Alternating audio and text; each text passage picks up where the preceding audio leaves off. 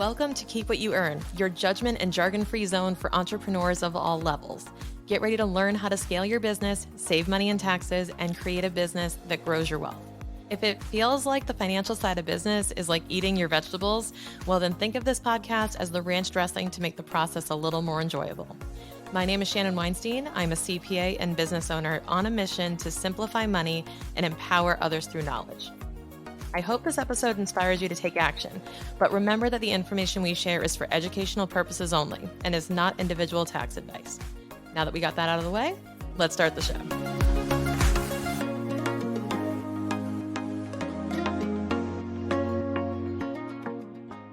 I don't know about you, but when it comes to Facebook ads, I feel like it's the wild, wild west. I get super confused by how to strategize it. It almost feels like trying to win a game at the casino. It feels like the house always wins, or that you're trying to somehow fight this uphill battle. And today I'm actually going to interview a Facebook ad specialist. Now, I asked a ton of questions of our guest today in genuine curiosity. Of course, I always try to think of great questions to ask our guests to deliver the most value for you. And this is no exception whatsoever. But today, I really actually got to indulge in asking real questions and better understanding Facebook ads for myself and for my clients through this conversation. So I hope you really enjoy it. So today's guest is Daria Kotenko. Daria is a Facebook and Instagram ad strategist and the founder of Yellow Iris Marketing. She's on a mission to help business owners amplify their magic and scale their business with the power of Facebook and Instagram ads. Daria believes that when you have a divine masculine system of paid ads working for you on autopilot, your business can make more money and impact while you can have fun and create from a place of abundance. I love that because she really unpacks some tactical strategic tips for you that I know you're going to enjoy. You're going to walk away from this episode feeling empowered to go start and even just dip your toe in the Facebook ads strategies and begin thinking about creative ways that you can leverage these strategies beyond the simple making of a video and pointing a bunch of ads to it and spending a ton of money. So we're going to cover all of that and more with Daria. Let's dive in. Hey, Daria, welcome to Keep What You Earn. Thank you. Thank you so much for having me. Of course. Can you just introduce yourself to everyone and say hello? Who are you? Hi, everyone. I am Daria Kotenko, and in my business, I help coaches and course creators mainly to amplify their magic and scale their business with Facebook and Instagram ads so they can share more of their magic. The way I got started with Facebook ads is I'm also a mom of a 5-year-old at this point. And when my son was born, I really wanted to find a way to not work full time. I suppose the interesting fact about me is that I used to be a ballroom dancer. And so I've never actually done like corporate or anything like that. But it was the opposite side of the spectrum where, all my like weekends, nights were occupied because in ballroom dancing, you work when other people don't because you kind of serve in that entertainment industry. And so I didn't want to do that anymore when my son was born. And so I started searching for ways to do online business, whatever that meant at that point. Starting with the blog that, I started an Instagram account, grew it to a certain amount of followers, thought that, once I hit 10K followers, then everything is going to change and I'm going to make. Because it does, right? Like, don't we get like a prize in the mail and everything works and all our strategies work now? Like, right.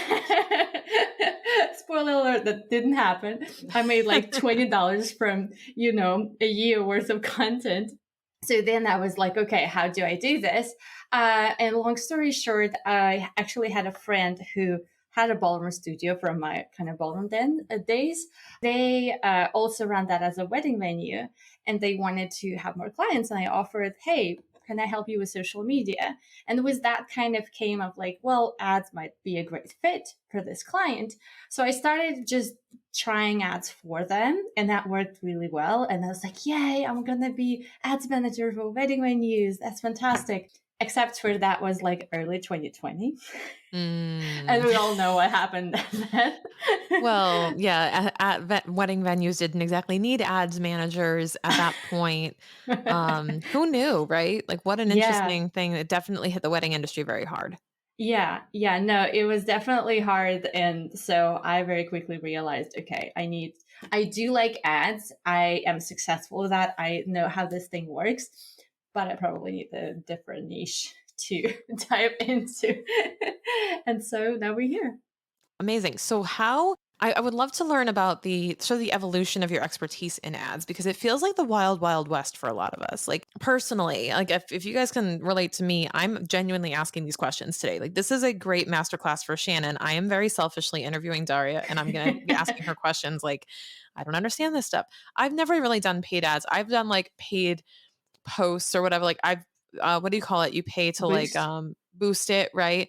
I've just done that to play around with the function of it, like kind of playing with it, but I've never really delved into my own like a massive paid ad strategy. I have Hmm. clients who do it and we help manage it, but it really feels like the wild wild west of throw it out there, close your eyes and pray. And I would love for you to shed some light on how we can actually think strategically about ads and about how we're Hmm. using them in our businesses. And also, let me start with this one. Who should be starting to think about ads right now? Like who is the ideal person that should be positioning themselves to start doing paid advertising on social media? Those are so great questions. And I wanted to address first, before diving into answering that question, Mhm. I wanted to address the boosting a post.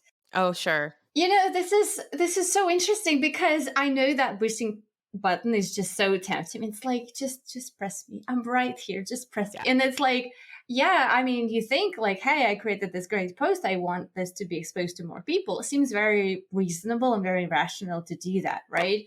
Like, why don't I spend $5-10 on it and get more reach? The problem with boosting a post is actually several fold. One, you have very little control of the targeting that you actually can have comparatively in proper Facebook ads, because maybe gender, like maybe a couple of interests, but you can't really layer interest, and I can get into what that is. But basically, it's just from the settings perspective, you have, let's say you're planning to have a renovation in your house and then you're like, I want to repaint my walls, right? And you go Mhm. to the store and they give you three options: black, white, and gray. Versus you go and there's catalogs of like off-white, butter, milk, whatever, all these different shades. It's kind of like that. How much more nuanced you can get when you go to that like proper ads manager. Like you can really nail like, oh, this is my ideal client. This is what they're struggling with. This is what they're interested in. You can get really specific versus it's kind of like, well, Right. someone out there will see my ad. So Right. that's the first problem with boosting a post. The other thing is your objective is very narrow. Like it used to be where the objective was only engagement. Now I think there's like messages and engagement. The purpose of objective is basically to tell ad algorithm what you're looking for, right? So I'm looking for, if you this engagement, I'm looking for likes and comments and all of that. Is that what you're looking for as a business owner? Not necessarily. You're looking for sales, right? And the thing is, when you're setting up objective as likes and comments, yeah, you're gonna get likes and comments, but is it gonna really move the needle for you?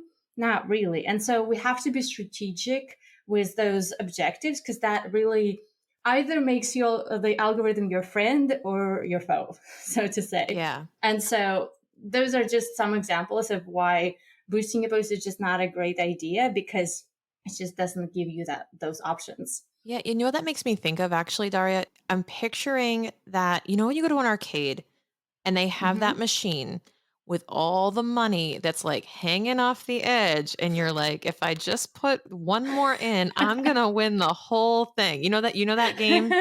It's they call it a Yeah. game. It's we'll call it whatever it is. That's what it feels like. It was like, I'll just boost this post and see. Oh, no. I'll just put like it's only a little Next bit. I'm only time. gonna put in a Next time. quarter in. I'm gonna put it maybe next time. It truly feels like this is why I want to get into the ads thing because it's like it truly feels like we're gambling. Like how and we don't have a ton of control. I think like you said, boosting your post, you probably have the least control over how it's Yeah. actually done.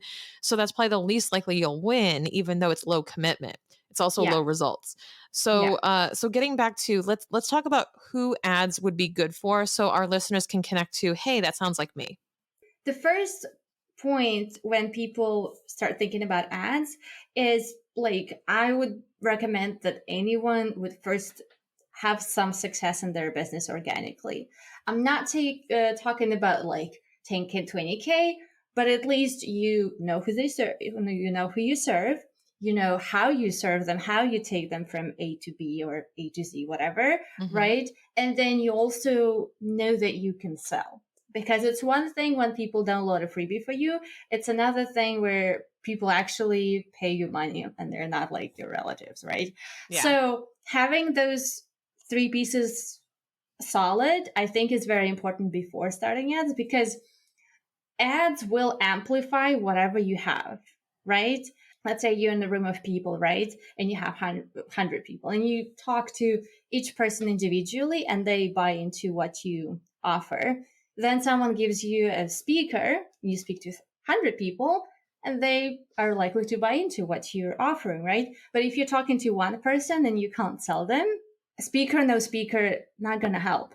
So Right. that's kind of what I'm thinking in terms of ads. Like you want to make sure that you already have some success, some like business momentum before diving into that. I would say that's the very first thing. And as I said, like in this part, the messaging is really important because I see a lot of people kind of have very little success with ads when their messaging is very surface level.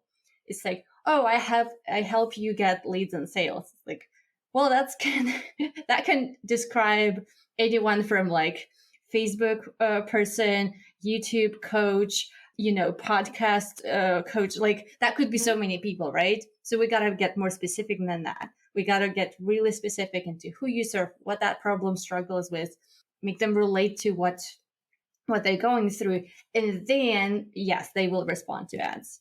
Mm-hmm. Totally. I completely agree with that. It has to stop the scroll. And it's like, oh, someone's getting my attention. And it's not just noise of people trying to talk to me. It's somebody who's really speaking to me as a person. With all the quantity of stuff getting thrown at us and the stimuli, it's really important to stand out and to really make someone feel seen and heard in that in messaging. So I completely agree. Exactly. And especially as a business owners, like there's so many people that are competing for our attention and so people that, I mean, frankly, want our money, that you really have to communicate very well of like that first, I need this. Second, like how you different. And that you actually can deliver on your results.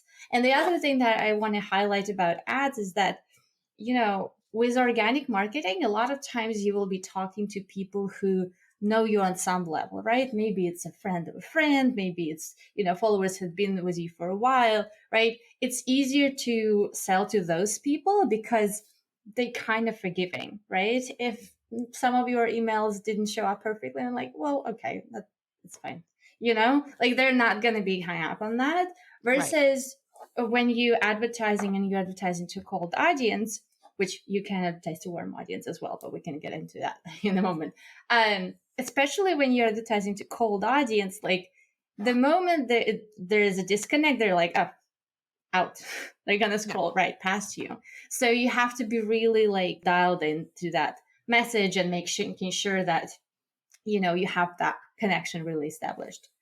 Totally. So I see an ad success in two phases. I see it as one, the actual ad of like, is it scroll stopping? Is it the right messaging? Is it talking to the right person? Does it point to the right offer? Can you articulate the value of this to the right person in that amount of time? Right. And then there's the second phase, which is now you got that nailed down. Now, how do we target it, get it to the right people?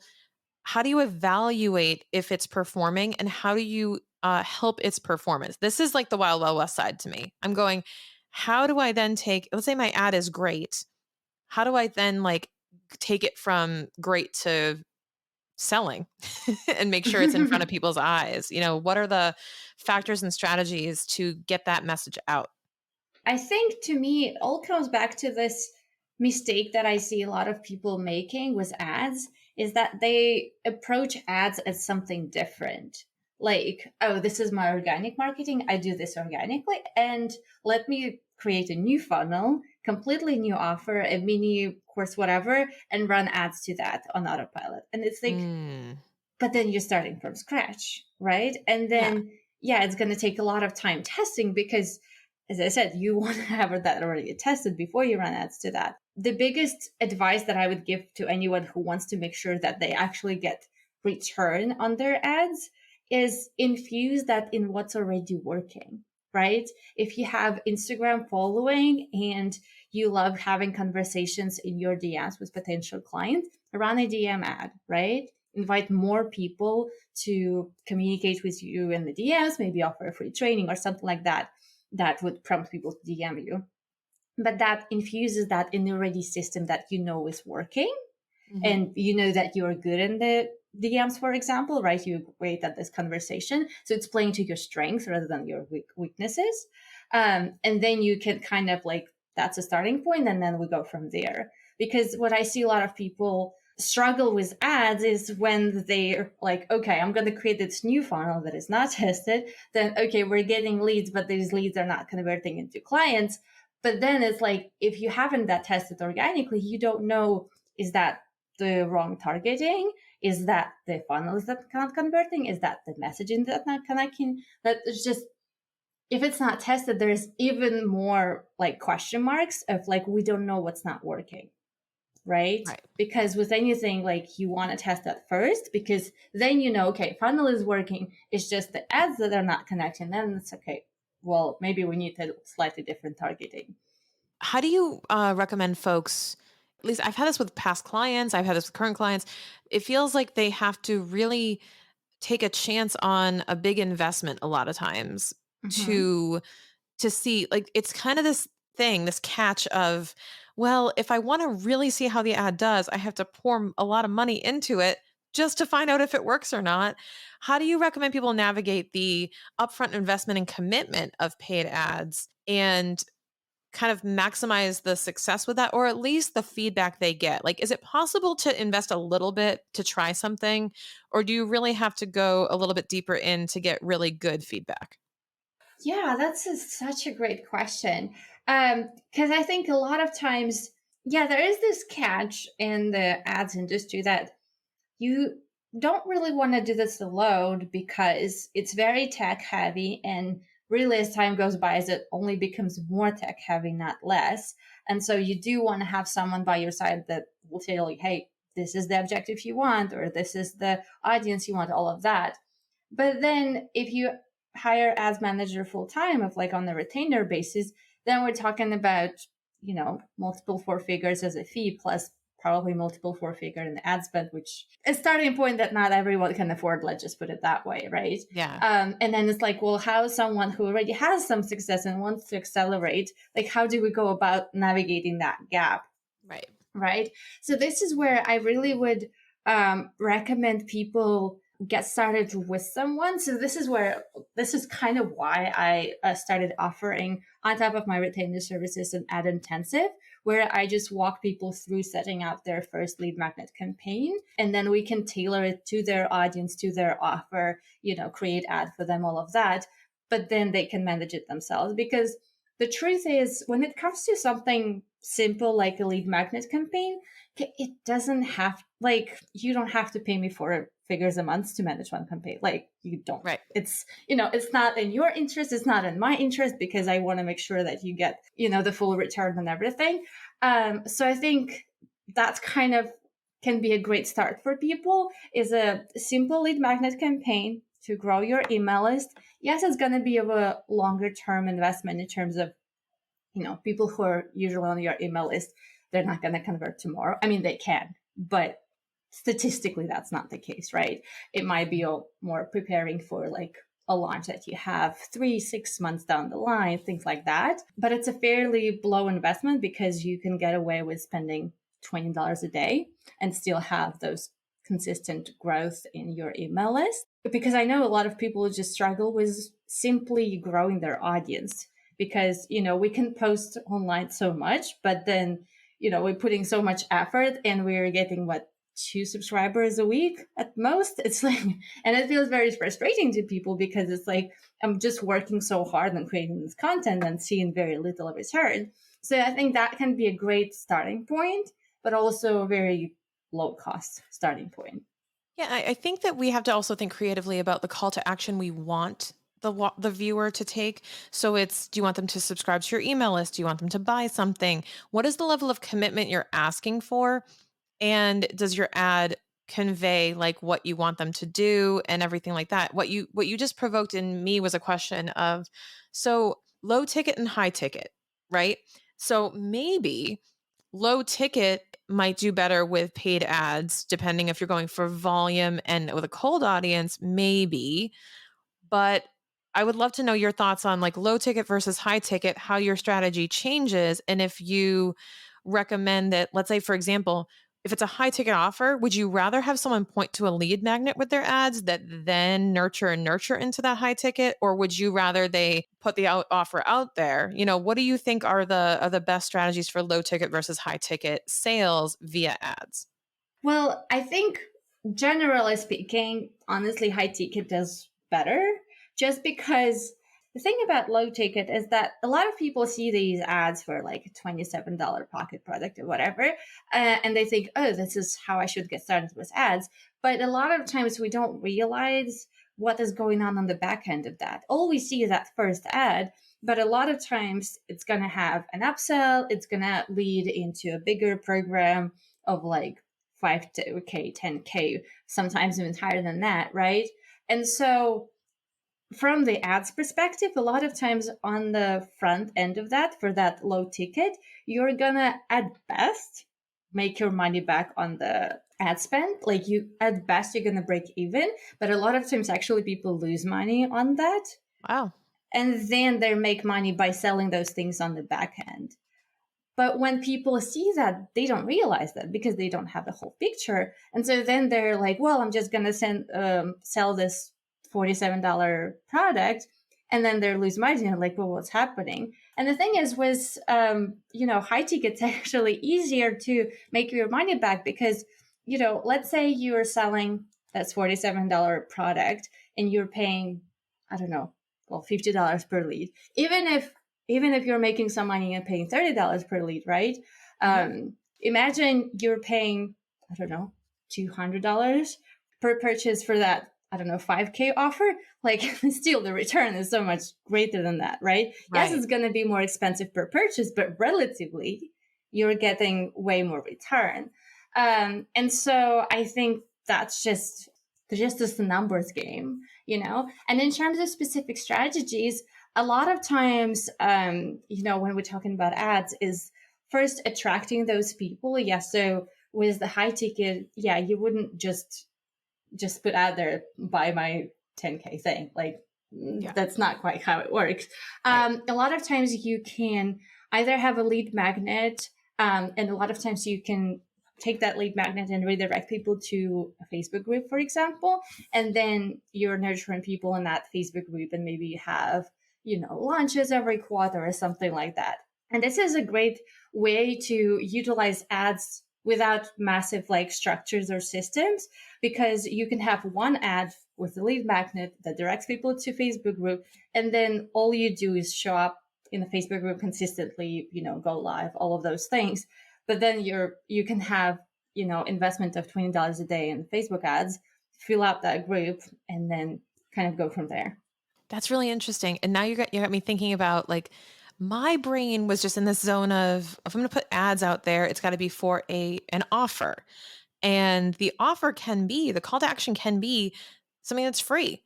Something that's just, I just want you to take this action and I want you to do this. I want more people to do this one thing, whether that's sign up for my email list, join my community, listen to the podcast, even. We could Exactly. advertise the podcast, and then that becomes a funnel, right, for certain services.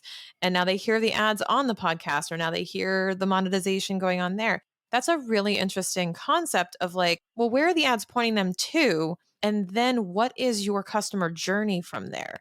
That is actually where the money is made a lot of the time. And that's a really interesting concept. I didn't think of it that way. I was thinking direct, like literal ads to offer. And it's just so much, you can get so much more creative than that. Exactly. And that's the thing with high ticket offer, that you can be more creative in all of these different touch points. You can have, let's say the first ad that attracts people just into your world with some kind of lead magnet. And then you can retarget those people with number of video campaigns, maybe show them, a snippet of your podcast that goes over your offer or your framework or whatever piece of value that you share. Maybe have another ad that kind of shares more about you as a person, maybe shares some fact about your life that is not really related to the offer, but creating that know, like, and trust factor. But Mm-hmm. you have the capital, to invest in that, because even if you're spending $1,000 per purchase, if your cost of your program is 5, 10K, like, you can afford that, right? So I think we also need to think back to, I think now the statistic of how many times people need to come across your work before they buy was used like over 20 times.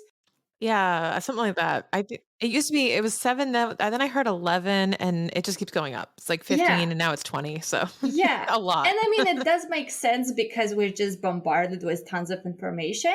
But like, when you think about high ticket, you can put money into ads into all of those different touch points and automate them essentially.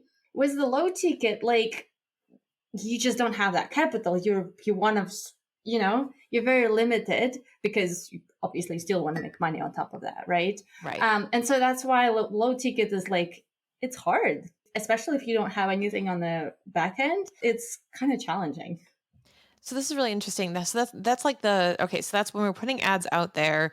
These are some great strategies to use. Now I want to switch gears and talk about metrics, Mm-hmm. analysis, and how you know it's working. And what are some of the metrics? Like, if you had a dashboard, which but I have zero experience with this on my own personal stuff. So if you have like a dashboard in front of you, what are the things people should be looking at? Because you mentioned like the value of a lead or how much it costs for a lead or cost for. So how can we use the metrics that we're given or the data to then determine if we need to make changes, if we need to update something, if something is working, or when to stop? Like, what Sure. are the ways that you can actually figure that out? Sure. So when you combine into Ads Manager, I think the most important metric that you can look at is your cost per result. It called the cost per result, that the result is going to differ based on your objective. So if your goal of your campaign is purchase, then it's going to be cost per purchase. If the goal is getting a lead, then it's cost per lead, right? Etc.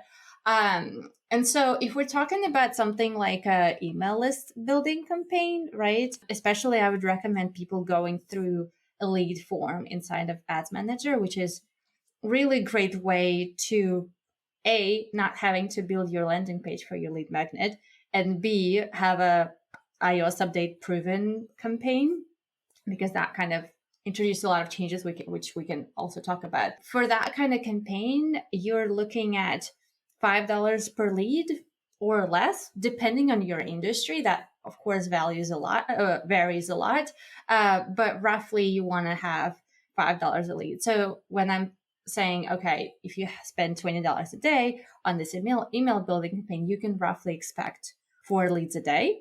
So, and that can kind of grow you from there. Now, what if that number is higher, right? What do we do?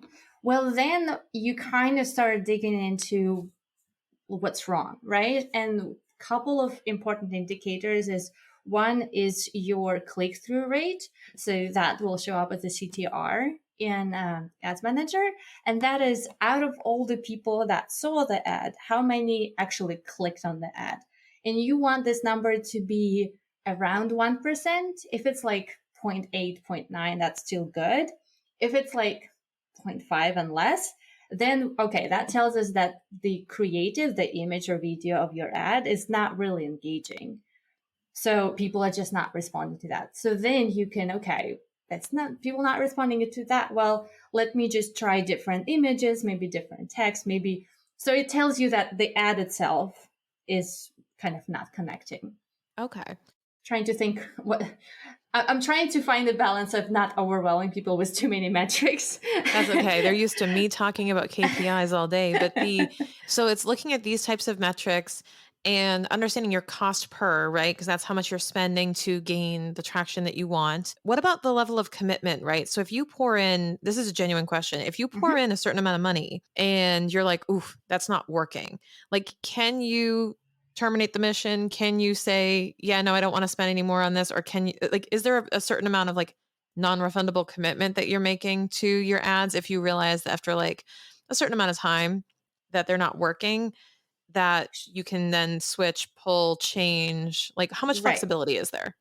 Right. So, well, first advice I would give to anyone, once you schedule your ads, first like 4 to 7 days, don't touch them. Okay. Like it's gonna optimize, it's gonna be in the learning phase. So whatever you see in those first days is not gonna be representative of the long-term results that you're given. And any change that you make, even if in our human brains it's like a tiny change, like literally you like, oh, I forgot a comma over there, let me add a comma. Like it can be that small, but it's gonna restart the algorithm because algorithm doesn't care. You A change is a change. Yeah. Yeah. And so in that case, like if so it optimized to a certain degree, like it's gonna restart the optimization, it might not optimize as well the second time. So you really want to make sure you don't touch that, right? And if you want to change something, you like duplicate the ad, right? And then you try a new one. And once you see that that has optimized, then you can turn off the first one. Like if you want to introduce any changes, that would be the way I would do that. But basically, yeah. So first, like up to a week, just give it its time, see what results you're getting. If after a week you're like, it's still not going where you were, yeah, then you can either introduce some changes or you can always turn off the ad. Like that's just a little toggle there that you can always do. So that's fairly easy, but I would encourage anyone to try to understand why, because I think no matter ads, either they give you a result or they give you data on what didn't work. In the long term, the data is just as valuable as the result. Because at the end of the day, I would imagine any of your listeners want to be in business for more than 3 months, right? We want to be in Yeah. business for a year, 5 years, maybe a decade to sustain our lifestyle and all of these goals, right? And so the data on what didn't work can be just as valuable of like, oh, I wonder why this didn't connect. Oh. And so I think it's very important to look into that rather than, oh, it didn't work, I'm just going to shut it all off. I mean, maybe, you can pause it, kind of, okay, let me think about this, but not like throw it all away. Just take a moment, think about the data, think, okay, what does it tell me? And then come back and try something else. That makes total sense because you have to, you have to let it breathe. You have to let it work, let it do its thing. And that's actually probably my biggest weakness is I'm like, I want to tweak everything and go, this didn't go like Enneagram 3. I want to get results fast and I want to enact change. And it's like, just leave it alone. What advantages can someone have, let's say working with someone to help manage? Like, let's talk about someone trying to figure this stuff out on their own versus having somebody who's more of a strategist overseeing it. Can you talk a bit about what that person does, what they and what we should expect them to be doing? Sure. And I think that's such a great question that I think a lot of people like, but what are you doing? You're just scheduling stuff, right? Here's where this is coming from. Past clients, friends, colleagues always go, "Yeah, I pay this ads person. I have no idea what they're doing." And it's this funny thing where they're going to shell out like 4 or 5 grand or more a month, and I'm like, I would love to have the job where like someone's just like, "Here's 5 grand, do whatever you do and I'll leave you alone." And it's but it's an interesting concept, but what should be the expectation for a business owner who's like, "I'm ready to hire someone. I have no idea if they're doing their job. I have no idea what I should be expecting in terms of communication, results, things like that." Let's just talk about that for a little bit. So I can only speak for myself. Of course. So what I do in my business when I manage ads for my clients is my goal is to create a system of ads that kind of supplements all the parts of attract, nurture, sale Hmm. system, right? Because as I said, like with lead magnet, you can schedule that campaign. It's fairly easy campaign to manage. And when I say fairly easy campaign to manage is that if you have a big enough audience and you have the campaign has optimized in the first like 7 to 10 days and we have good cost per lead, it's probably gonna coast over there at the roughly the same cost per lead. And all you need to do is coming into ads manager, see that your cost per lead is about the same, and that's good. And it's probably going to be there for a few months. Like I have a client who like we've worked together in the ad intensive like 3 months ago, and her cost per lead is still like around $3. And she's like, this is fantastic. It's just doing its thing. Right. So in that case, you really don't need someone to look at this every single day. But once you get a little bit more complex and once you have the system, so for example, like you have an ad that grows your email list, then you have a number of ads that retarget that to create that nurture factor. Then you have a sales campaign, right? That kind of goes to that warm audience. Then you have some kind of retargeting campaign, right? That retargets people who like visited the sales page, right? So you have a lot of complexity. And this is where you kind of like a commander in the army that you have to make sure that everyone is doing what they're supposed to, right? You're on the left, or like a conductor, right? In an orchestra, right? Yeah. It's making sure that everyone is working in sync, things are doing what they're supposed to do, but being in that position where you can see those things, right? It's kind of zooming. You have Exactly. to have someone who can zoom out and see the whole picture. Yeah, you have to have someone who can have the see the whole picture. That's one. You have to have someone who actually understands what's going on, because when you come in, you just see a lot of numbers. It's a lot of numbers, but you have to understand what different objectives do, how they relate to each other, how those campaigns kind of talk to each other in a good way or in a bad way, because they can compete with each other and then the results go down. So it's like a lot of different, just like with the conductor, right? You can have two voices that sing in unison and they create a beautiful melody, or you can have two voices that kind of like shout at each other and then it's like, well, right? So it's kind of like that. And so that's kind of my job, to oversee those different campaigns. And also, like, I really strive to help my clients to make the most of their organic content. So a lot of times I would follow my clients and see, oh, like she did this post. This is a fantastic ad too. Let me just grab that. And I'm like, hey, I'm going to introduce this to an ad system. Oh, okay, great. So there's that part as well of like, how can we expand that system? How we can, update that obviously all the time, how we can make sure it's working to the most effective way. And as far as like what communications should you expect, like, again, in my world, that is a Slack channel, so you can message me at any time. That is having, weekly reports in whatever way. Sometimes it's a Loom video if we have a longer, maybe campaigns, or maybe like a quick summary, depending on where we are at. And also like just ongoing calls if we need to discuss something, have a planning for a quarter, a year, whatever that is, for launch, updates, all of that. Let me know if that answered the question. No, absolutely. That's perfect, because I have some folks who have worked with agencies and haven't gotten any communication. They just get a report they don't know how to read, or some of them they do these like routine calls. So I love seeing like the different ways that this service can be delivered, and I think that's interesting. So as we're kind of wrapping things up, Daria, I do want to ask you a couple of things, if you can kind of on the fly answer this. Number one is, what is one of the biggest mistakes that you've seen either a client or you have observed in someone making with ads, like something that just went, ooh, that is not good. Like, we're not doing that again. Like a big mistake you learned from. And number two is, what has been an unexpected success? So something that like, ooh, that didn't work. And then something that, ooh, that actually worked. Equally surprising. What comes to mind, if you can share that shortcut with our listeners so they don't have those things happen? Well, the first one, don't have the first thing happen to them, and then they can unlock the success. Yeah. Well, I just want to reiterate a couple of things that we kind of mentioned throughout the episode, which were mistakes. Is one, don't boost a post. Don't be tempted by the button. Two, don't try to use ads in a way that, does not work with the business that you already have. So try to implement ads in a way that already works with your business. And I think the part that I didn't mention that is kind of like hard to put the metrics on, but I think is very, very, very important. And that one thing that can kind of like either tank everything or elevate everything is just being integrity. Because what I see sometimes happening is people turn to ads, not always, but what's sometimes happening is people turn to ads out of avoidance, right?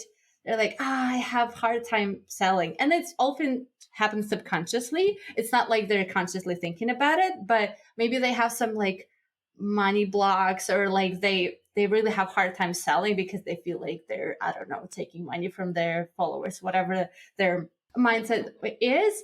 So then they're like, oh, well, if ads would do that for me, that would just fix everything.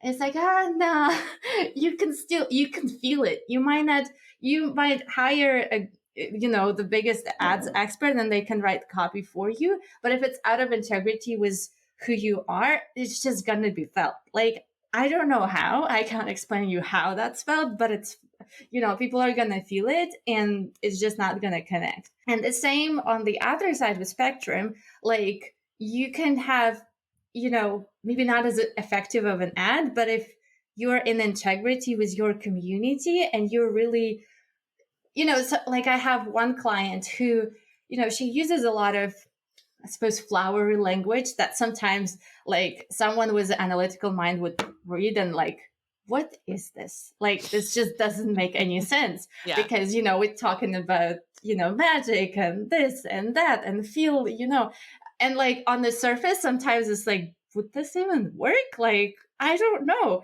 But because she's truly feeling it and because her community is connecting with her, that works. And it works fantastic.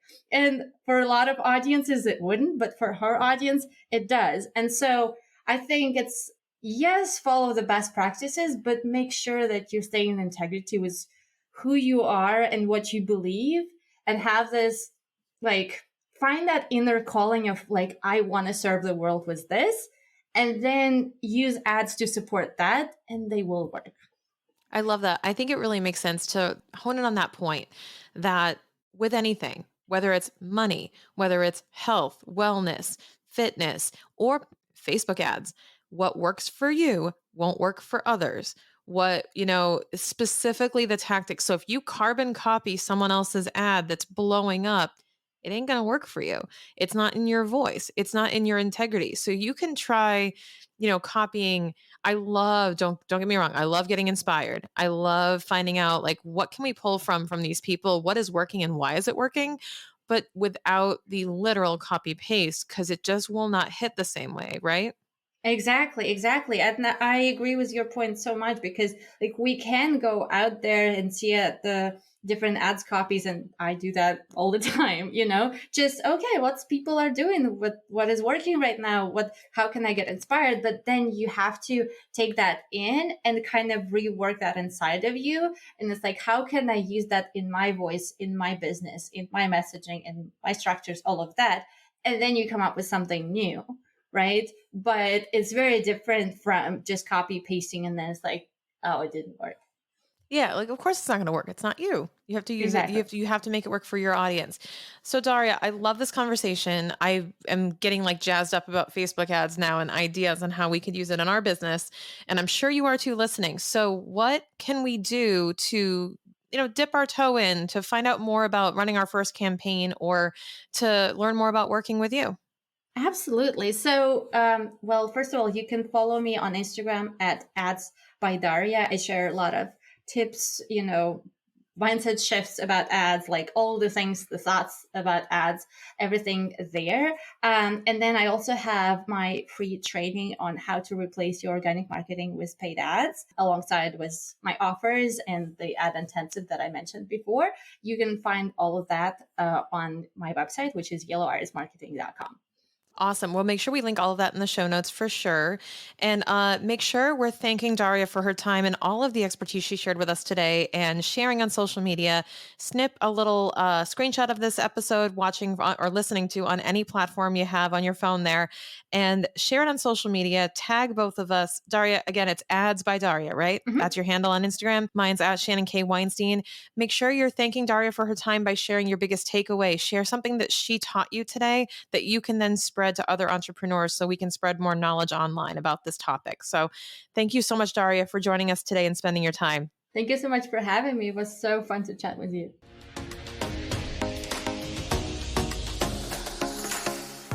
I can't believe how many episodes we've released of Keep What You Earn. There are literally hundreds of thousands, if not millions of dollars in tax savings contained in our episode library. And there are so many topics that we cover. To make it easier to find more of what you need right now, we actually created a custom curated playlist just for you. That's right, a playlist of value-packed episodes that you're looking for based on your goals right now in your business. Whether you're making your first sale, trying to strategize your taxes, or you're scaling your team, there is something here for everyone. Check out the podcast playlist generator now using the link in the show notes and explore your custom playlist.